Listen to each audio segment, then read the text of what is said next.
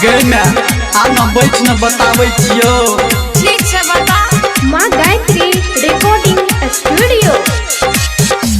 माई के हम बियाह करबो, वो छौड़ी से बियाह करबो।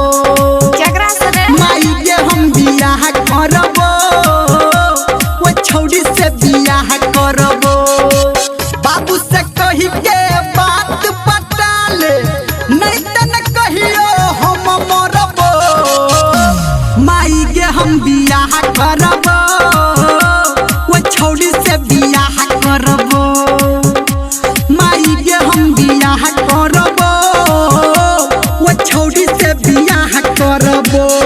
कान खोल के सुन ले। Singing by power star Dharmendra Nirmaliya.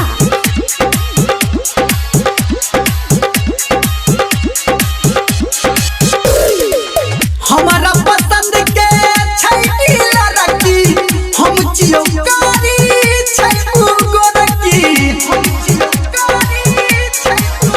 के हमारा पसंद के छैटी लड़की, हम चियौकारिया छै गोरकी। माई के हम माई के हम ओ बोल ना। माई के हम बियाह करबो, वो छौड़ी से बियाह करबो। दूर जो।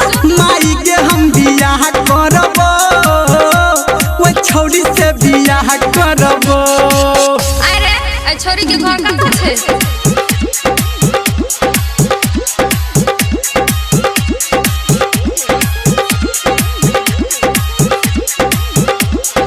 अभी आप सुन रहे हैं सावरिया म्यूजिक।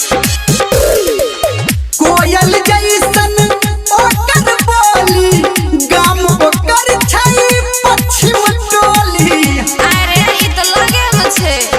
गैना कोयल जैसन ओकर बोली, गाम ओकर छै पश्चिम टोली। गाम ओकर छै पश्चिम टोली। माई के हम रे आपकी माई के हम बियाह करबो, वो छौड़ी से बियाह करबो।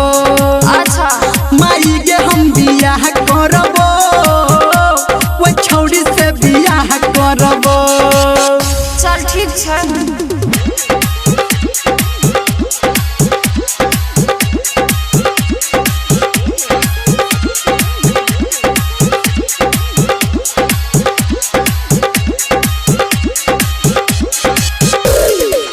धर्मेंद्र मीरा मलिया कहतौ, गौतम संजय मामा अगुआ रहतौ।